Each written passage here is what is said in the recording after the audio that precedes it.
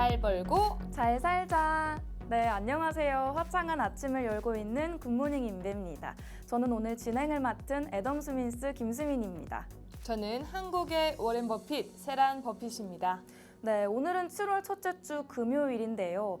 벌써 이렇게 금요일까지 왔는데 우리 장 개장 전부터 시청해주시는 여러분 이렇게 주식 공부하기 위해 모이셨으니까요. 정말 진심으로 환영합니다. 오늘 우리 세란 씨와는 굿모닝 임배에서는 처음 같이 인사드리는 것 같아요. 오늘도 명품 케미 보여드릴 준비 되셨나요? 아무래도 저희가 오후에 했던 팍스 인베스테이너에서도 한 번밖에 여러분께 케미를 보여드릴 기회가 없어서 아쉬웠는데요. 저희가 사적으로는 그래도 케미를 많이 맞춰본 네, 만큼 맞습니다. 오늘은 그 케미 많이 보여드릴 것 같아 기대가 됩니다. 그래서 저희가 또 굿모닝이잖아요. 네. 오늘 아침 어떻게 보내셨어요? 저는 오늘 아침이 유난히 상쾌하더라고요. 이렇게 가벼운 아침이 얼마만인가 싶었는데 우리 증시도 이렇게 가볍게 올라가줬으면 좋겠는 마음입니다.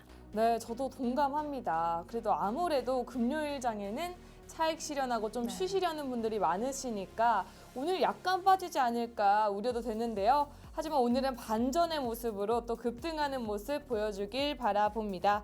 네, 우리 여러분 오늘도 저희와 함께 경제 흐름 살펴보실 텐데요. 수민 씨는 오늘 준비된 프로그램 중에 어떤 게 가장 기대가 되세요? 저는 뭔가 오늘 핫 이슈가 제일 기대가 되는데요. 우리 시장을 이끌어주는 재료들인 만큼 계속 전망 좋을지 살펴보고자 합니다.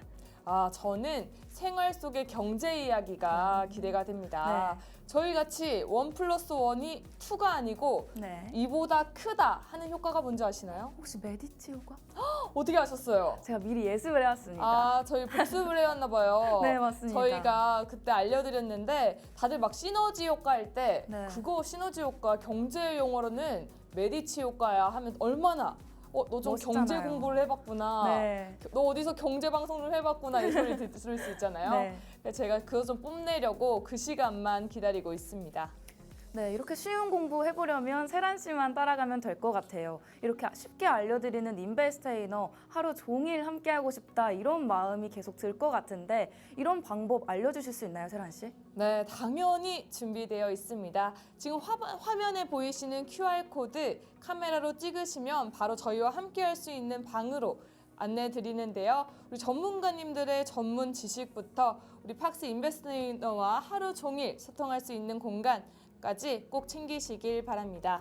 네, 우리 소통의 문 활짝 열려있는 만큼 지금 바로 들어가 봐야겠습니다. 자, 그럼 우리 첫 번째 코너부터 시작해 볼까요? 세란 씨, 국내 증시 알려주시겠어요? 네, 어제도 비 소식에 찝찝하고 습했던 분들 많으실 것 같은데요. 하지만 국내 장마는 아주 활짝 웃어주는 모습 보여줬습니다.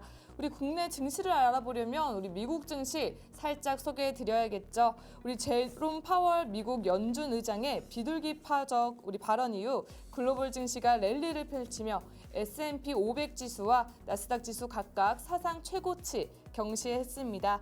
인공지능 대장주 엔비디아도 4.57%, 테슬라 또한 6.54% 급등하는 모습 보여줬는데요.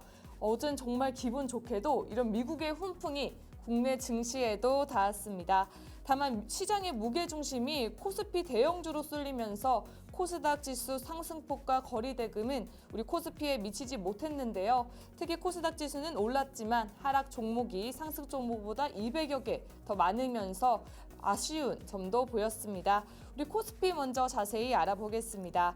코스피는 삼성전자 실적 기대감과 밸류업 관련주 강세 등에 힘입어 전고점을 우리 경신했습니다.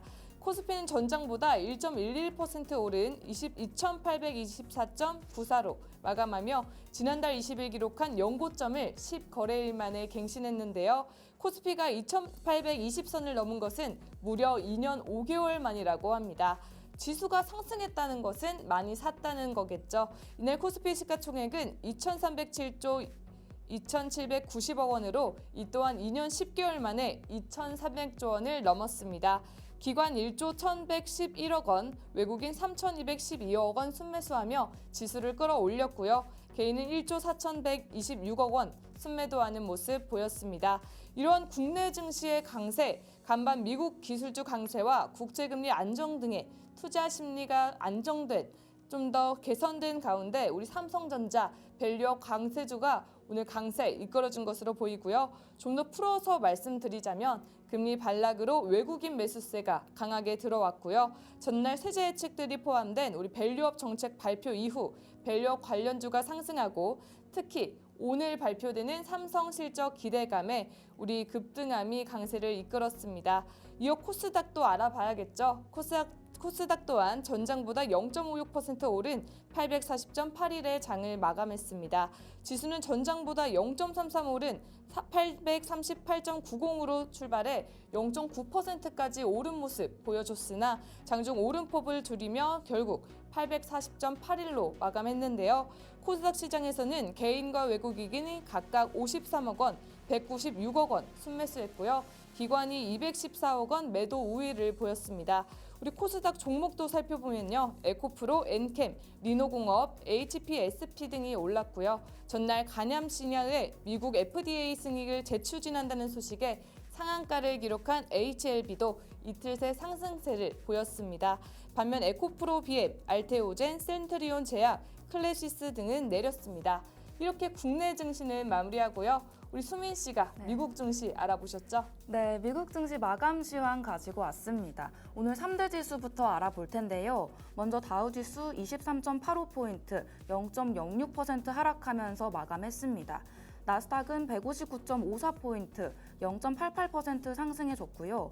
S&P 500 지수도 28.01포인트, 0.5% 상승하면서 다시 한번 좋은 모습을 보여줬습니다. 어제 미국 증시가 독립기념일로 휴장을 했습니다. 그래서 그런지 오늘 미국 증시에는 다소 이벤트가 적은 모습들 보여주고 있는데요. 하지만 오늘 밤 9시 반에 중요한 일정이 기다리고 있습니다. 오늘 밤에 고용지표, 고용보고서가 나오기 때문인데요. 일단 미국 비농업 고용지수부터 보면 지난달 예상치 18만 2천 명 증가보다 많은 19만 4천 명의 증가를 예상하고 있습니다.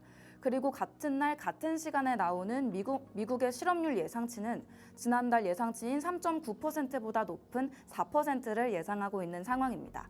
오늘은 앞서 말씀드렸듯이 삼성전자의 실적 발표가 있는 날이기도 한데요. 그래서 오늘 우리 증시 어제처럼 좋은 성장이 나와주면 좋겠지만 오늘 밤에 나오는 미국의 고용 보고서에도 중점을 맞춰서 생각해 보시면 좋을 것 같습니다. 지금까지 뉴욕 증시 마감 시황 전해드렸는데요. 국내 증시부터 뉴욕 증시까지 정말 이슈가 많은 한 주였습니다. 장 마무리하는 오늘 한 주 정리까지 해봐야겠는데요. 다음에 어떤 이슈가 있을지 알아보는 것도 중요할 것 같습니다. 우리 세란 씨, 그래서 저희가 이렇게 핫한 이슈를 소개해드리는 거 아니겠어요? 그렇죠, 그렇죠. 네, 다음으로 준비되어 있는 핫 이슈들로 우리 시장 파악까지 해봐야 할 텐데요. 우리 세란버핏 세란 씨, 오늘은 핫 이슈 어떻게 준비해 주셨나요? 네, 아무래도 우리 전날 밤 코스피를 2년 반 만에 최고치를 경신하게 해준 1등 공신이자 오늘 삼성전자가 잠정 실적 발표도 앞두고 있는 만큼 많은 분들이 관심을 가져주지 않을까 해서요. 오늘은 삼성전자를 꼽아봤는데요. 네. 우리 삼성전자가 10만 전자를 빨리 가길 바라는 마음으로 오늘의 핫 이슈 삼성전자 10만 전자로 꼽아봤습니다. 오늘은 삼성전자의 급등의 이유부터 어떻게 10만 전자까지 바라볼 수 있는지 함께 소개해드리겠습니다. 삼성전자 올해 2분기 잠정 실적 발표를 하루 앞둔 어제 이런 기사가 났습니다. 네. 어떤 기사냐면요. 바로 삼성전자 반도체를 담당하는 우리 DS 부문의 올해 상반기 성과금이 최대 기본급의 75%로 책정됐다는 네. 기사인데요. 네. 만약 월급이 200만 원이면 140만 원이 보너스로 와. 들어온다는 건데 우리 네. 수민 씨 어떠실 것 같으세요? 이렇게 보너스가 많이 들어오면 제 2의 월급 받는 기분으로 풍족한 생활을 할 수 있지 않을까 싶습니다. 사실 저도 월급보다는 보너스가 좀 더 꽁돈 같은 네, 느낌으로 맞아요. 기분이 좋을 것 같은데요. 이걸 보고 있는 국장님, 저희 시청률도 한 3% 나오면 저희는 한 100% 주셔도 되지 않을까 이런 맞습니다. 기대도 들어봅니다. 네. 사실 그런데 예전에는 이런 기사를 보면 네. 아니 그냥 사내 기사에 올리지 이게 배 아프게 왜 전 세계에다 공개를 할까 이런 생각을 했었거든요. 네. 근데 이제 팍스 인베스테이너로 보니까 좀 다르게 보이더라고요. 우리 돈을 많이 벌어줘야 회사가 보너스도 많이 주겠죠. 우리 삼성전자 보너스 이만큼 많이 줄 만큼 돈 많이 벌었다 이런 소리로 저는 어제 들렸습니다. 실제로 4일 금융정보업체 FN가이드에 따르면 삼성전자의 2분기 증권가 평균 전망치는 매출 73조 7,160억 원, 영업 8조 2,288억 원으로 전년 대비 각각 22.85%, 1,130.85% 증가한 수치 보여준다고 합니다. 특히 반도체 사업을 담당하는 DS 부분이 4조 원 이상의 영업이익을 낸 것으로 전망되고 있는데요. 사실 그동안 DS 부문은 반도체가 우리 부진하면서 지난해에만 15조 원에 달하는 영업 적자를 기록하기도 했습니다. 하지만 올해 1분기 매출액, 영업이익 모두 기록하면서 우리 5분기 만에 흑자 전환에 성공했는데요. 이 흐름을 타서 우리 2분기에도 우리 어닝 서프라이즈로 안겨주지 않을까 기대가 됩니다. 삼성전자가 신반전자로 갈 이유, 좋은 실적뿐만 아니라 다가올 큰 호재도 존재합니다. 바로 엔비디아로부터 5세대 HBM 반도체 HBM3E 품질 검증 통과 가능성인데요. 삼성전자는 AI 칩 선두자인 우리 엔비디아의 AI 가속기에 탑재할 4세대 HBM3와 5세대 HBM3E 제품의 엔비디아 콜 테스트를 수개월째 진행 중입니다. 현재까지 SK 하이닉스가 엔비디아에 독점 납품하면서 큰 실적을 세우고 있는데요. 사실 삼성전자는 우리 엔비디아 납품 전에도 글로벌 우리 HBM 시장의 점유율 2위를 차지할 만큼 우리 큰 비중을 차지하고 있습니다. 그럼에도 우리 AI 큰손 엔비디아의 손을 잡지 않을 순 없겠죠. 그래서 우리 엔비디아 납품과 관련해 삼성전자 주가가 급등과 급락을 하는 모습 보였습니다. 실제로 지난 5월 우리 로이터 통신이 삼성전자가 엔비디아 테스트에 통과하지 못했다라는 보도에 우리 3% 하락하기도 했는데요. 오늘 급등 이유 중 하나가 우리 장 초반 한 국내 언론에서 삼성전자가 엔비디아 테스트를 통과했다라는 보도를 냈기 때문입니다. 우리 삼성전자 바로 아니다라고 말을 했지만 기대감은 꺼지지 않은 것으로 보입니다. 실제로 삼성전자 DS 사장은 취재진에게 우리 열심히 하고 있다, 좋은 실적을 보여줄 것이다 라고 발표를 하기도 했고요. 나아가 삼성전자 DS 부분은 HBM을 개발팀을 신설하여 HBM 주도권 확보에 열의를 다하고 있습니다. 현재 엔비디아의 콜테스트 중인 HBM3와 HBM3E뿐만 아니라 HBM4 기술 개발까지 집중한다고 해서 더욱 기대감을 높이는 모습입니다. 우리 삼성전자의 콜테스트 통과는 엄청난 실적을 보증해주는 수표일 텐데요. 우리 좋은 실적과 엔비디아 납품으로 수익성이 추가로 개선될 것이라는 기대감, 기대에서 멈추지 않고 우리 하반기에선 꼭 좋은 모습으로 들려주길 기대해 봅니다. 오늘 삼성전자의 실적도 꼭 함께 챙겨보시길 바랍니다. 우리 수민 씨는 그럼 어떤 핫 이슈 준비하셨나요? 네, 제가 준비한 오늘의 핫 이슈 바로 자동차입니다. 최근에 테슬라가 급등하면서 2차 전지에 대한 관심도가 많이 올라갔었잖아요. 이렇게 투자자들 관심도가 쏠리면서 앞서 말씀드렸던 QR코드 확인해 보시면 우리 멘토님이 전에 언급했던 바가 있었습니다. 앞으로 이 2차 전지 섹터보다도 유망한 섹터가 있다. 이런 분석들이 나와줬었는데 저는 오늘 자동차 섹터가 2차 전지를 넘어서는 모습으로 보여줄 것 같은 부분들 함께 정리해 봤습니다. 먼저 전기차 충전소 인프라입니다. 현재 전기차의 인기가 날이 갈수록 높아지고 있지만 충전소의 인프라는 여전히 부족한 상황입니다. 도심 지역에서는 충전소를 찾는 게 어렵지 않은 편이지만 교외나 지방으로 갈수록 충전소가 부족한 상황이기 때문인데요. 전기차는 충전소를 기반으로 분포가 되는 만큼 충전소가 부족한 이런 상황이 계속 지속되는 경우 수요에까지 영향을 미칠 수밖에 없겠습니다. 이런 충전소 부족으로 인해서 2차 전지 업황의 회복이 예상보다 좀 더딜 수 있다. 이런 부분들을 우리가 계속해서 고려를 해야 하는 상황입니다. 다소 지금의 분위기에 찬물을 끼얹는 분석일 수도 있는데요. 매번 올라가기만 하는 섹터도 매번 내려가기만 하는 섹터도 없는 만큼 최근 호황 보여주고 있는 2차 전지, 악재까지도 제대로 분석을 해봐야겠습니다. 다음 보시면 고금리와 고환율 상황에서 수출에 대한 데이터가 증명된 섹터, 이게 어디냐 이렇게 물어보신다면 자동차다 이렇게 대답을 할 수 있을 것 같은데요. 최근에 현대차에서도 인도 시장 공략해주면서 수출 실적을 굉장히 높게 끌어올리고 있습니다. 특히 현대차는 IPO로 소위 대박을 노리면서 최소 30억 달러, 많게는 35억 달러까지 보고 있는 상황입니다. 이 실적 장세라는 게 우리 주식시장을 이끄는 큰 주제잖아요. 우리 현대차에서도 인도에서만 76만 5천 대를 생산하는 높은 실적을 보여줬습니다. 다음 보시면 미국 대선 변수도 중요한 요소입니다. 우리 트럼프 대통령이 다시 당선이 된다면 IRA 법안의 운명 어떻게 될까요? 이 법안은 전기차와 관련된 많은 혜택을 포함하고 있지만 트럼프 전 대통령의 정책 방향에 따라서 그 기조가 달라지게 됩니다. 트럼프가 친환경 보조금을 줄이면서 전기차와 배터리에 좋지 않은 영향을 줄 수 있다는 분석이 나오고 있는데요. 오히려 자동차 섹터에는 긍정적인 영향으로 작용할 수도 있다, 이렇게 이야기가 나오고 있습니다. 미국 대선이 우리 증시에도 큰 영향을 주고 있기 때문에 트럼프의 재당선 가능성을 염두에 두시고 투자 전략을 세워보는 게 중요할 것 같습니다. 다음 보시면 LFP 배터리입니다. 중국이 지배하고 있는 배터리인데요. 희귀금속 문제가 여전히 해결하기에 오랜 시간이 걸린다, 이런 말이 있습니다. 중국이 현재 전 세계 희귀금속 시장을 지배하고 있기 때문인데요. 중국의 이러한 독점, 2차 전지 산업의 리스크 요인 중에 하나로 꼽히고 있습니다. 반면에 자동차 섹터는 이러한 리스크에서는 좀 더 자유로운 편인데요. 특히 한국의 자동차 제조업체들은 다양한 원자재 소싱 전략을 취하고 있습니다.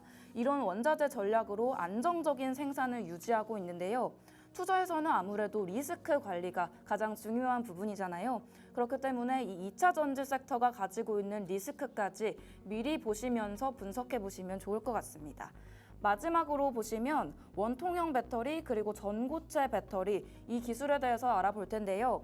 현재 많은 기대를 받고 있는 원통형 배터리 그리고 전고체 배터리, 사실은 이게 상용화되기까지는 시간이 좀 더 걸릴 예정입니다. 2025년에서 2026년 이 사이에 상용화가 될 거다, 이렇게 보고 있는데 그때까지는 기술 개발과 생산 준비에 많은 시간이 소요될 걸로 보이고 있습니다. 이런 이유들 때문에 당장의 큰 변화를 기대하기보다는 이 위험까지도 살펴보셔야 될 것 같은데요. 좀 더 중장기적인 접근이 필요한 상황입니다. 이렇게 자동차 섹터, 2차 전지와 비교해서 왜 유망한 섹터인지 분석을 해봤는데요. 모든 시장에는 리스크가 존재하고 있는 만큼 호재가 연일 이렇게 계속되는 상황일 때도 리스크 분석해 보실 수 있었으면 좋겠습니다. 네, 이렇게 해서 오늘 반도체부터 자동차까지 우리 시장 이끄는 핫 이슈들 알아봤는데요. 다음은 정말 재미있는 코너가 준비되어 있잖아요. 저 정말 기대되는데 세나 씨, 이 코너 뭔가요? 네, 제가 가장 기대한다고 말씀드렸던 생활 속의 경제 이야기입니다.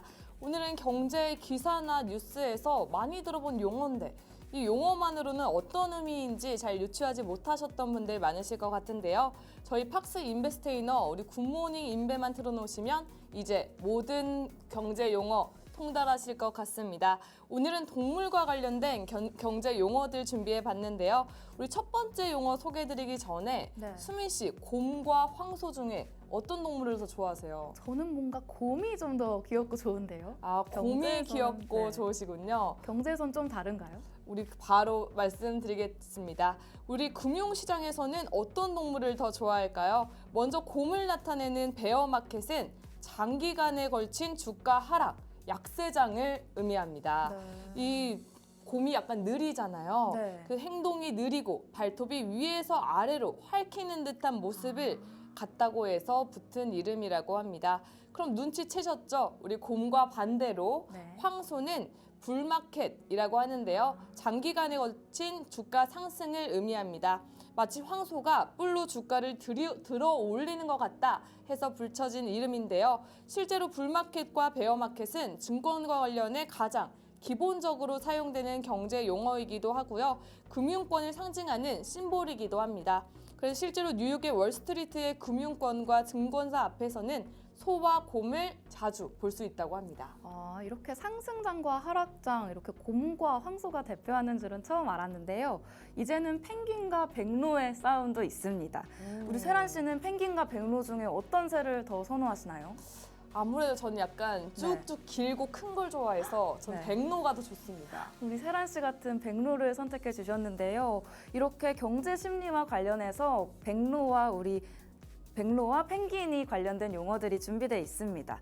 먼저 펭귄 효과부터 보시면 어떤 물건에 대해서 확신이 없다가도 주변 사람들이 구매한다 하면 갑자기 확신이 생겨서 이 물건을 구매하게 되는 심리를 의미하는데요. 이 펭귄의 먹이가 바다 속에 있지만 이 바다 속에 있는 천적을 두려워하는 습성이 있다고 합니다. 그래서 펭귄이 바다에 뛰어들기까지 많은 고민을 하는데요. 일단 한 마리가 뛰어들기 시작하면 다른 펭귄들도 바닷속으로 풍덩 빠져든다고 합니다. 여기서 따온 말인데요. 이러한 펭귄의 습성에서 너가 사면 나도 산다 이런 말들 가져와서 손민수하는 친구에게 알려주면 좋을 것 같습니다. 반대로 백로 효과는 희소성이 높은 차별화된 상품을 가지고 싶어하는 심리가 반영된 건데요. 특정 제품에 대한 소비가 증가하면 오히려 그 제품의 수요가 줄어드는 현상을 말합니다.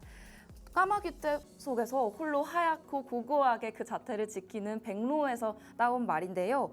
보통 고가의 명품 시장에서 주로 사용되는 말로 스눕 효과라고 부르기도 합니다. 네, 다음 효과는요. 아주 귀여운 강아지와 관련된 용어입니다. 웩더도 꼬리를 흔드는 강아지의 모습에서 따온 말인데요. 우리 배보다 배꼽이 큰 주객전도의 상황을 의미합니다. 사실 선물 거래 시장이 우리 주식 시장의 현물 거래에서 파생된 시장인데요. 이 선물 거래 시장이 너무 커지면서 현물 시장을 좌지우지하는 위력을 발휘하는 상황에서 이 웩더독이라는 용어를 자주 사용한다고 합니다.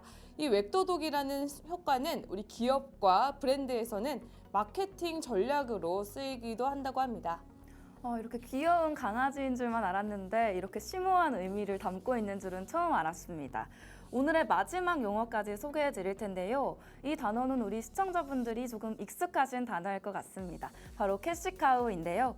수입 창출원을 뜻하는 이 단어는 미래 발전의 가능성은 다소 낮지만 확실하고 안정적인 돈벌이가 되는 제품이나 사업을 의미하고 있습니다. 기업들한테는 안정적이고 꾸준한 수익을 가져다 주기 때문에 캐시카우 제품을 많이 보유하는 게 중요하겠죠. 네, 우리 그럼 수민 씨는 캐시카우 갖고 계신가요? 저는 바로 팍스경제TV 아니겠습니까? 아, 우리 방송이 또 캐시카우다. 네, 그럼요. 네, 우리 캐시카우가 아주 보너스도 줬으면 좋겠습니다. 맞습니다. 네, 이렇게 해서 오늘의 생활 속의 경제 이슈까지 알아봤는데요. 우리 일부만 했는데도 국내 증시, 미국 증시, 그리고 핫 이슈, 경제 용어까지 전해드렸는데 어떠셨나요? 아마 어떤 방송보다도 알차고 재밌었지 않을까 싶습니다. 사실 저희가 떠드는 모습, 저희 케미만 보셔도 네. 재밌다는 분들 많으시거든요. 그런데 이렇게 일방적인 소통뿐만 아니라 저희와 직접 함께 소통할 수 있는 방법이 있잖아요. 네, 맞습니다. 어떤 방법인가요? 여기 가운데 위치하고 있는 문 활짝 열고 들어오시면 바로 공간이 마련되어 있는데요. 저희와 소통하실 수 있는 공간부터 우리 전문가님이 주시는 꿀팁까지 받아가실 수 있는 공간입니다. 함께하면 멀리 갈 수 있으니까요. 지금 바로 들어오셔서 저희와 계속 함께 해보시면 좋을 것 같습니다.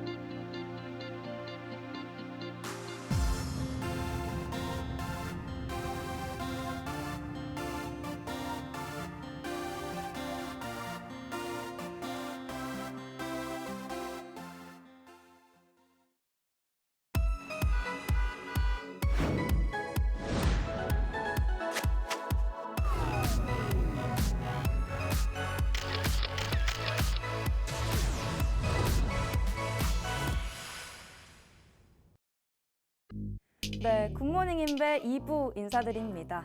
2부 첫 시간은 바로 수민이죠. 어제는 주원 씨가 이 코너 이름 너무 귀엽다고 말씀해 주시기도 했는데요. 바로 수MC의 민감한 경제 이야기 수민이 시간입니다. 어려울 수도 있는 소식들 민감하게 캐치해서 전달해 드리는 시간인데요. 어려운 내용도 쉽게 알려드리는 저 애덤 스민스 김수민인 만큼 오늘 시간은 금융계좌 정보들로 준비를 해봤습니다. 최근 정부에서 밸류업 프로그램 진행하면서 국내 주식 투자를 늘리기 위한 방안들을 많이 제시하고 있는데요. 그중에서 ISA 계좌의 세제 혜택이 눈에 띄었습니다. 이 IS를 포함해서 이 금융계좌의 종류도 매우 다양한데요. 이런 정보들 하나하나 찾아보기 귀찮으셨다면 오늘도 잘 찾아오셨습니다. 수MC의 민감한 경제 이야기 수민이에서 알차게 알려드릴 예정인데요. 사실 저도 얼마 전에 ISA 계좌 가입을 했었는데 앞서 말씀드렸듯이 종류가 너무 많아서 준비하면서 조금 헷갈리더라고요. 그래서 오늘 CMA, ISA 그리고 연금저축계좌까지 알차게 준비를 해왔습니다. 우리 세란 씨, 네. 이렇게 CMA, ISA, IRP 이런 계좌들에 대해서 잘 알고 계신가요? 저는 하나도 없습니다. 몰라요. 한 개도 안 가지고 계신 네. 거죠? 오늘 들으시면 정말 알찬 정보가 되지 않을까 싶습니다. 저는 CMA 그리고 ISA 이렇게 가지고 있는데 사실 목적별로 시기별로 선호되는 계좌가 다르기 때문에 각 금융계좌 특성에 대해서 이해하고 골라보시면 좋을 것 같습니다. 네, 먼저 CMA 보시면 캐시 매니지먼트 어카운트죠. 직역하면 자산관리 계좌인데 이 자산관리 계좌가 뭐냐? 바로 이 CMA 계좌는 프로 증권사에서 제공을 하고 있습니다. 주식 투자와 현금 관리를 한 번에 할 수 있는 게 바로 이 CMA 계좌의 특징인데요. 이 흔히 파킹 통장이다 해서 월급이 들어오면 주차를 해두는 통장 이렇게 사용이 되기도 했었습니다.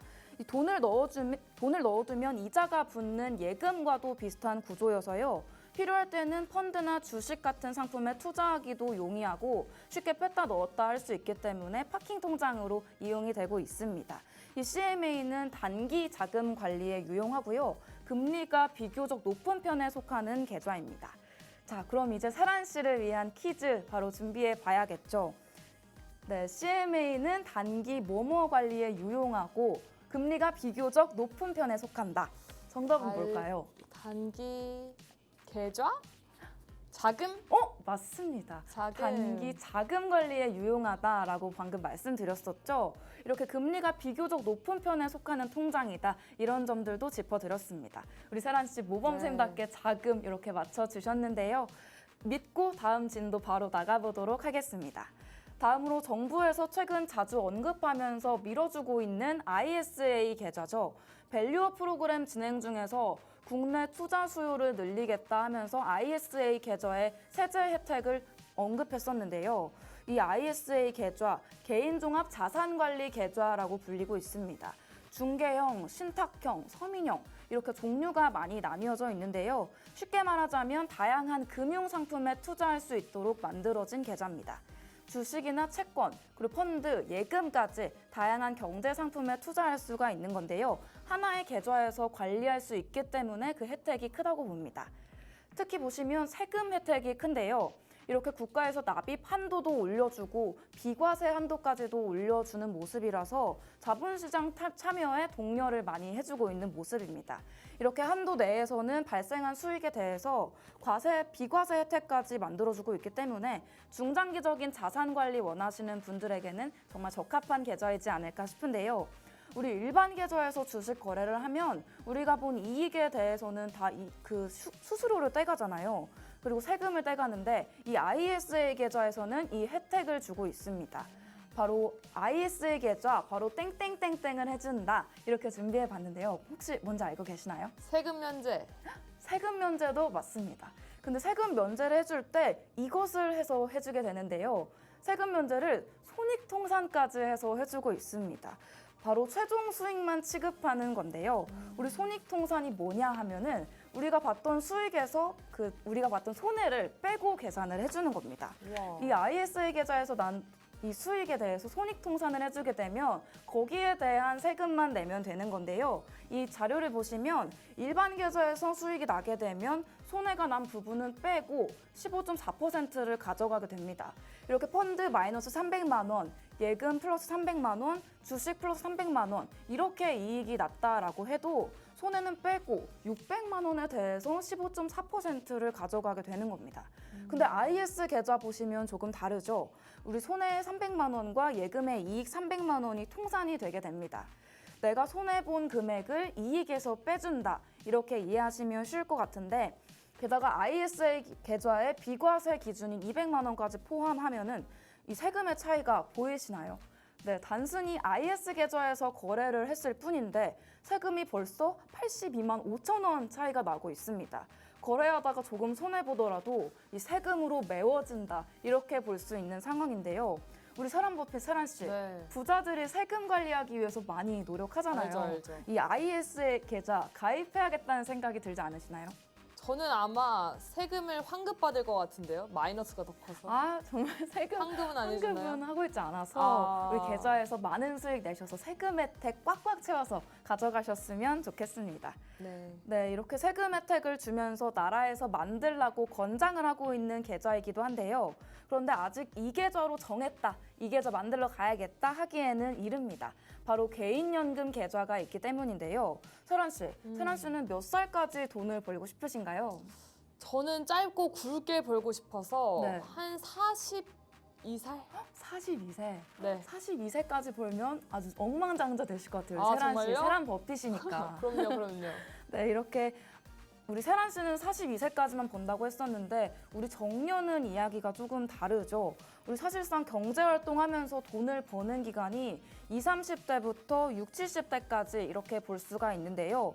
우리가 이제 100세 시대를 살아간다고 봤을 때 우리에게 경제활동이 비는 기간들이 생기게 됩니다. 이렇게 늘어나는 소득 공백기를 메워야 하는데 이거 어떻게 해야 되나 고민이신 분들 많으시죠?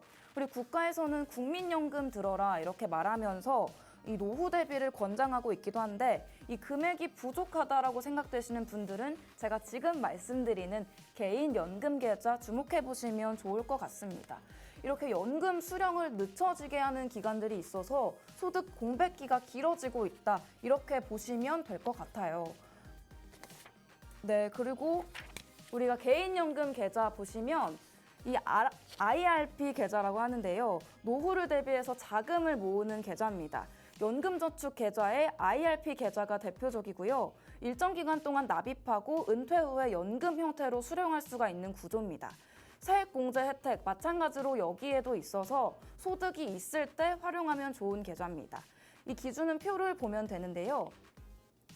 네, 소득이 있을 때 활용하면 좋은 만큼 연봉이 5,500만 원 이하라면 16.5%, 세전 연봉이 5,500만 원 이상이라면 13.2%를 공제해줍니다. 공제 대상 금액별 혜택도 나와 있는데요. 사실 우리가 900만 원 투자해서 149만 원 벌기가 쉬운 일은 아니잖아요. 세금으로도 이렇게 많은 혜택을 누려볼 수가 있으니까 잘 알아보고 나면 이 계좌를 선택하는 것만으로도 돈을 벌 수가 있습니다. 세란 씨 지금까지 많은 계좌들 알아봤는데 네. 어떤 계좌 수립해보고 싶으신가요? 저는 아무래도 CMA 계좌. 그냥 저는 약간 목돈이 들어오면 저는 네. 보통 카카오 이런 땡카오 이런 네. 데다가 잠깐 넣어놓거든요. 맞아요. 그럼 너무 수익이 안 붙어가지고 맞아요. 이자율이 낮다 보니까. 맞아요. 너무 낮았는데 저렇게 큰 수익을 준다면 네. 전 CMA 계좌 오늘이라도 등록하고 싶습니다. 맞습니다. 앞으로 세란 씨의 월급은 이 CMA에 파킹되지 않을까 싶습니다. 우리 세란 씨의 재정 목표와 상황에 따라서 어떤 계좌를 개설할지 달라지는 것처럼 우리 시청자분들의 목표와 상황도 한번 생각해 보시면 좋을 것 같습니다. 단기 자금 관리를 원하면 CMA, 세금 혜택을 많이 원한다, 나는 투자 좀 하는 사람이다 하시면 ISA, 그리고 노후 대비는 개인연금 계좌까지 고려해 보시면 좋을 것 같습니다. 저는 세금 혜택도 받고 싶고 노후 대비도 하고 싶고 투자도 하고 싶고 이 손익통산 특히 너무 매력적으로 느껴져서요. CMA, 우리 RIP 그리고 ISA까지 개설을 해보고 싶습니다. 우리 시청자분들은 어떤지 정말 궁금한데요. 오늘의 수민이는 여기까지입니다. 더 궁금한 내용이나 더 다음에도 알아보고 싶은 내용 있으면 우리 안내드렸던 QR코드 사용해 주시거나 댓글 남겨주시면 제가 또 알찬 소식으로 찾아오도록 하겠습니다. 오늘의 수민이가 여러분의 경제 이해에 조금 더 도움이 되었기를 바라면서요. 2부에서는 우리 세란 씨가 준비한 알찬 퀴즈들이 준비되어 있습니다. 퀴즈 맞춰보시면서 복습해보시고 더 똑똑해지는 시간 가져보시면 좋겠습니다. 저희는 2부에서 만나겠습니다. 그때까지 채널 고정!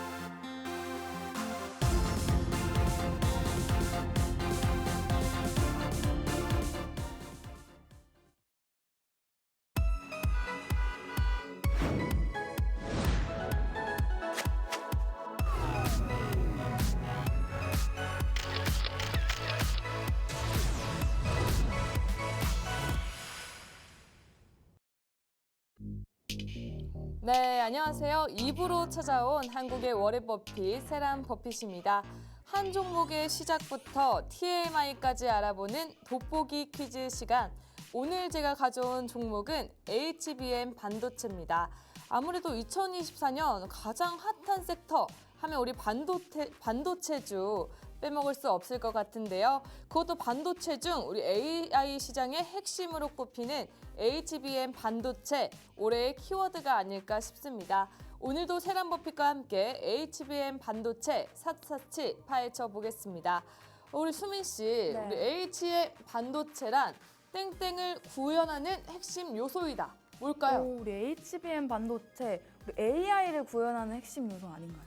정답입니다.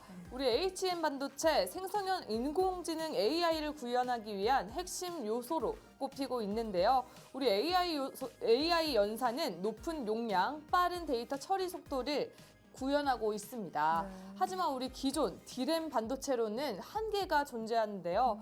그 D램을 수직으로 쌓아 용량과 성능을 높인 반도체가 바로 HBM 반도체다라고 보시면 될 것 같습니다.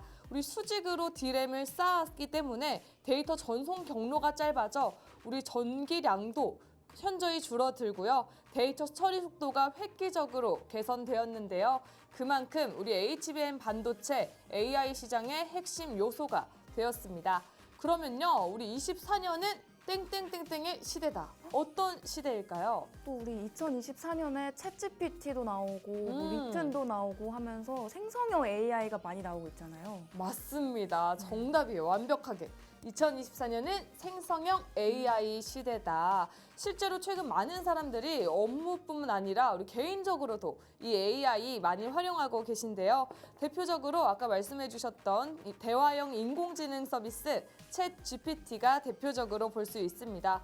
과거에도 대화형 AI 모델은 있었으나 질문의 의도를 파악하지 못하는 한계가 있었는데요. 하지만 챗GPT는 정확도를 높였을 뿐만 아니라 인간의 고유 영역으로 꼽히는 이것까지 구현이 가능하다고 합니다. 과연 인간의 차별화점은 뭘까요? 인간의 고유 영역, 스스로 생각하고 만드는 능력? 스스로 생각하고 만드는 능력, 네. 창작 능력입니다. 네, 맞습니다. 우리 실제로 우리 챗GPT가 네. 이미지도 만들어주고 사진도 만들어주고 영상도 만들어주기도 하는데요. 뿐만 아니라 요즘 우리 최신 기기에는 AI 기능 필수적으로 들어가 있는 거 확인할 수 있고요. 최근에 또 유행했었잖아요. 우리 AI 필터로 뭐 미국 졸업사진, 네. 아니면 뭐 AI 필터로 좀 더 예쁘게 하는 사진이 유행할 만큼 우리 AI 우리 생활 속에 가까이 와 있는 것으로 확인할 수 있습니다. 그러면 이러한 시장에서 2024년 가장 핫했던 종목은 뭐라고 생각하세요? 또 우리 반도체 얘기하고 있으니까 아. 엔비디아를 빼놓을 수가 없을 것 같아요. 맞습니다. 네. 아무래도 이 인공지능이 우리의 곁에 왔다. 아마 이 방송을 보시는 시청자분들은 이 엔비디아가 지난 6월이었죠. 시총 1위를 찍으면서 체감하지 않으셨을까 싶은데요. 엔비디아가 바로 인공지능 칩, AI 칩의 선두 주자이자 경쟁 상대가 없는 독보적인 기업으로 AI 대장주로 꼽히고 있습니다.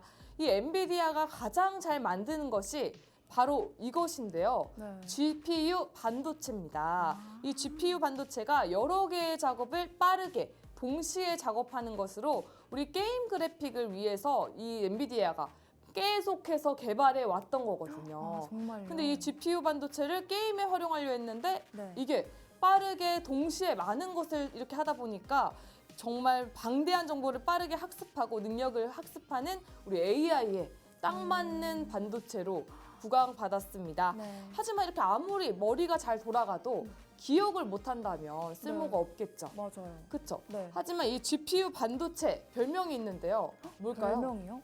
네. 우리 아까 배웠던 캐시카우? 캐시카우다. 네. 바로 AI 시장의 석유입니다. 아, 석유다. 네, 왜냐하면 아까 말씀드렸던 것처럼 GPU 반도체 빠르게 머리가 돌아가는 역할을 하기 때문에 네. 우리 AI의 석유 빼놓을 수 없는 석유인데요.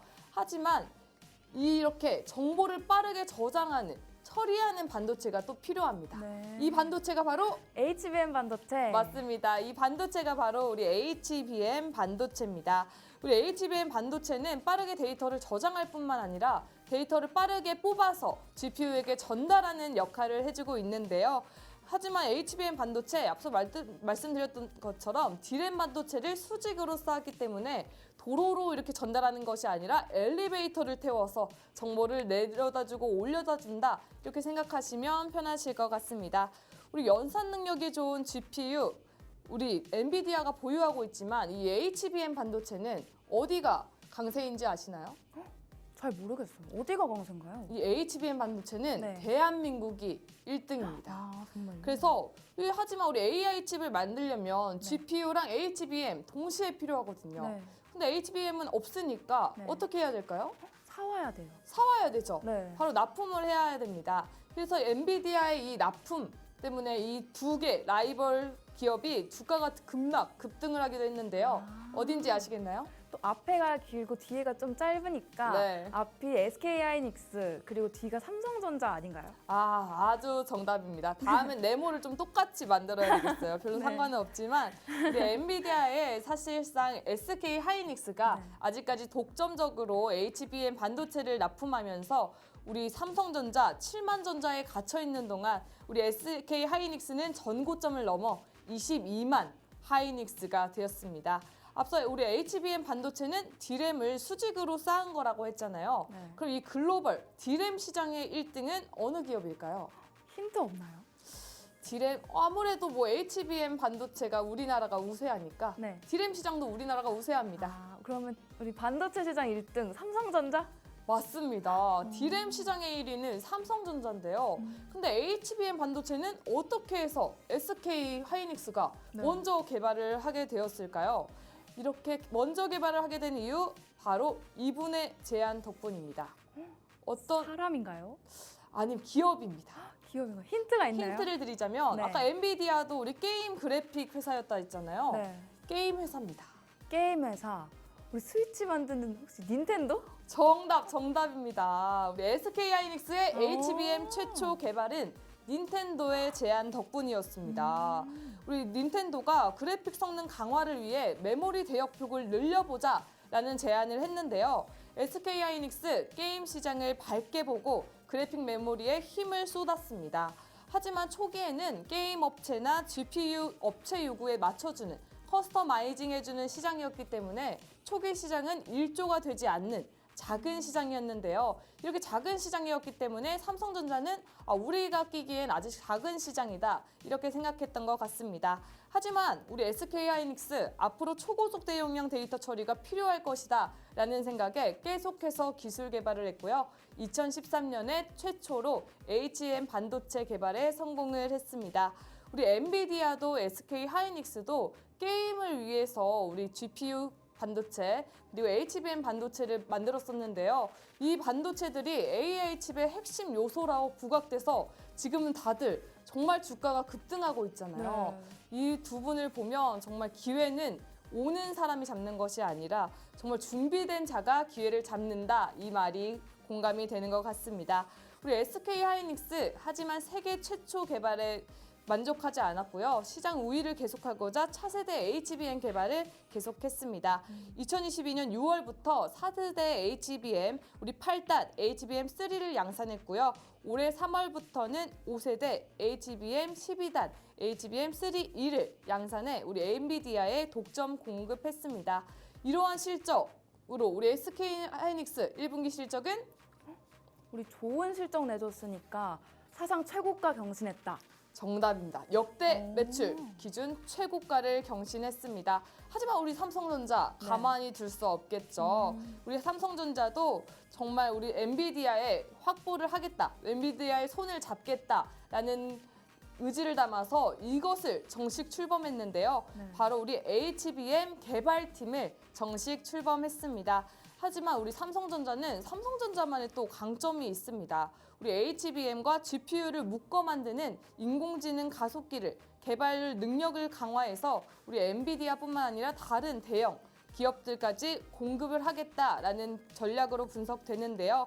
이 삼성전자가 만약 우리 엔비디아 테스트를 통과한다면 우리 SK하이닉스와 HBM 반도체 2라운드에 도전하지 않을까 싶습니다.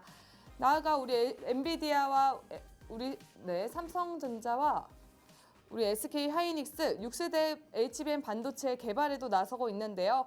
우리 6세대 HBM 반도체는 어떤 배치를 할까요? 아까 엘리베이터라고 하셨으니까 수직? 맞습니다. 아까는 HBM만 수직이었다면 지금은 GPU, HBM 모두 수직을 해서 좀 더 줄이겠다 이렇게 개발하고 있는데요. 역시 맞네요. 네, 더 나아가 우리 삼성전자는 자체 AI 칩 개발까지 밝히며 더 밝은 미래 기대케 하고 있습니다. 이렇게 SK하이닉스와 삼성전자의 HBM4 개발 그리고 삼성전자의 3분기 엔비디아 납품에 이어 자체 AI 칩 개발 계획까지 우리 실적과 많은 기대감이 있는 만큼 국내 반도체주의 밝은 앞날 앞으로 이어지지 않을까 싶은데요. 이렇게 해서 아주 핫한 국내 HBM 반도체 주까지 자세히 소개해드렸습니다. 아니 도대체 엔비디아가 오르면 왜 국내 반도체주가 오를까 궁금해하셨던 분들 궁금증이 오늘 다 풀리지 않으셨을까 싶은데요. 오늘 수민 씨 오늘 어떠셨어요? 우리 굿모닝 인베 첫 주에 인사드렸었는데 우리 금요일은 우리 세란 씨와 함께 할 수 있어서 정말 알찬 시간이었습니다. 저는 사실 반도체에 대해서 잘 몰랐었는데 오늘 퀴즈 통해서 알아볼 수 있어서 너무 즐거웠어요. 수직이다, 엘리베이터다 이게 딱 머리에 남는 하루인 것 같습니다. 맞습니다. HBM은 그냥 수직이다, 엘리베이터다 기억해 주시면 좋을 것 같습니다. 저도 또 새롭고 재미있던 매력이 넘쳤던 아침이었는데요. 저희 기분이 이렇게 좋은 만큼 오늘 장도 기분이 좋은 활짝 웃는 장이 되길 바라봅니다. 일부에서 설명드렸던 불마켓 정말 황소가 아주 뿔을 저 높게 쏟아주는 오늘 하루 되시길 바라고요. 장이 시작돼도 저희와 계속해서 함께 할 수 있는 것은 우리 QR코드 입장하셔서 우리 저희와 함께 하루 종일 소통해 주시기 바랍니다. 저희는 또 다음 주 월요일 8시 30분에 인사드리겠습니다. 함께 해주신 여러분 감사합니다. 안녕. 고맙습니다. 감사합니다.